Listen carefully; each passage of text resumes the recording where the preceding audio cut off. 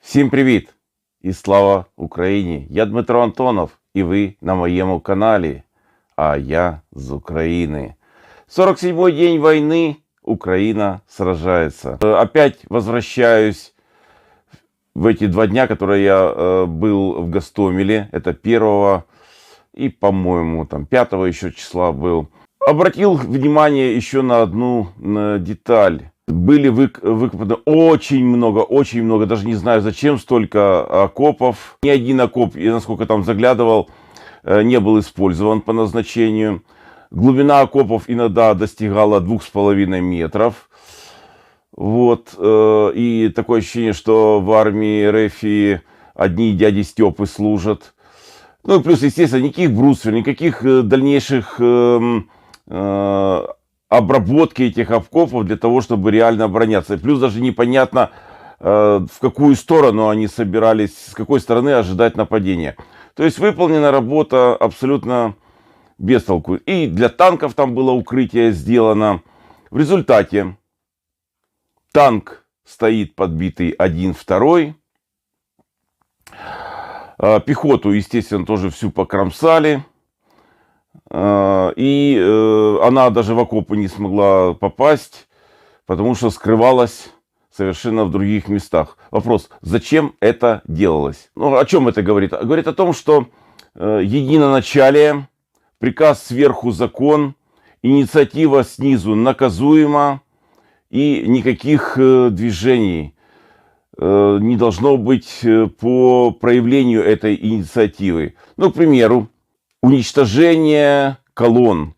Ну, где это видно, чтобы по дороге, как в линеечку, шла колонна, и ее методично уничтожают вместе с живой силой, вместе с техникой. Вариантов других нет. Потому что приказ двигаться колонной. Так убивают же. Двигаться, сказали. Вперед. И никаких вариантов. Ну, и все движутся по трупам, переступают и поехали дальше. Это патологическая боязнь возразить руководителю на всех уровнях. А почему так происходит?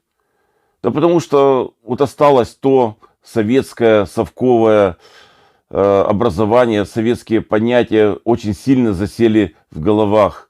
Начальству, например, всегда все виднее. И все. Вот таким образом все строилось. Такая же ситуация прослеживается и в нашей жизни. Даже, можно сказать, в нашем коллективе. Абсолютное нежелание сопротивляться вот этой вот перецентрализации. Руководство, что хочет, то и делает с коллективом. Буквально вьет веревки. А коллектив молчит и все проглатывает. Я уже не говорю, что необходимо иметь активную жизненную позицию, хотя бы быть неравнодушным. И тогда все получится. Нельзя сидеть и молчать, особенно молчать по принципу «не буди лихо, пока тихо». И абсолютно неправильная позиция, и с ней мы никуда не придем. Есть одна жиночка, которая очень сильно делает вид, что любит Мрию, что любит наше предприятие, но упорно продолжает гнуть линию партии. То есть она, я уверен, отлично понимает, что что-то идет не так, что что-то произошло не то, но заточена именно на то, что возразить своему бывшему руководству она не может. И издает всякие посты, которые прямо ни в какие ворота не лезут. В соответствии с этим постом мы видим отчаянные попытки увильнуть от ответственности за гибель наших самолетов.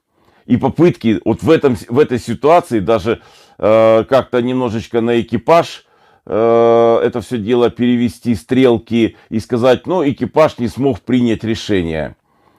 Еще раз напоминаю, может быть, оно немножко уже опять затерлось за временными событиями, что самолеты Ан-26 и Ан-74, которых сейчас уже нет, были готовы весь месяц. В любой момент они могли улететь. Экипажи на самолеты были. Решение не принято.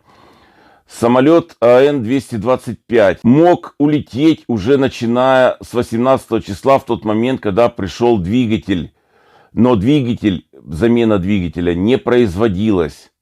Тем не менее, невзирая ни на какие обстоятельства, 23 февраля в 22:00 по всем данным самолет был полностью готов, но опять решение о перегоне его не было принято. Причем здесь экипаж, который как будто бы не смог улететь. Он мог улететь, команды не дали для того, чтобы улетать. Попытки завести в заблуждение всех читателей, что старое руководство очень сильно заботилось о эвакуации авиакомпании и вывело все самолеты за границу, является прямым обманом. Никто никого никуда не выводил. Самолеты находились в коммерческой работе. Их просто физически не должно было находиться в Гостомеле. Даже самолет, который улетел 23-го в 23:51, ушел в коммерческую работу. То есть он полетел заниматься коммерцией, а не эвакуировался с аэродрома. И если бы коммерция, к примеру, была немножко раньше, он бы улетел раньше. А если бы позже была коммерция, на 24 число запланировано, вот у нас еще бы на один самолет было меньше. Для того, чтобы скрыть вину, готовы идти на все, на любую ложь. Поэтому сейчас государственное предприятие «Антонов» опубликовало пост на своем официальном сайте, на котором определяет, что ця жіночка самозванка. И просьба не обращать внимания на ее посты. Вот приблизительно таким образом сейчас все происходит. То есть ситуация очень непростая. Поэтому необходимо быть вместе и работать на благо Украины и делать все для победы Украины в этой войне. И строить затем новую жизнь. Строить нашу мрію. Слава Збройним силам України, слава Україні і смерть ворогам. І обов'язково далі буде.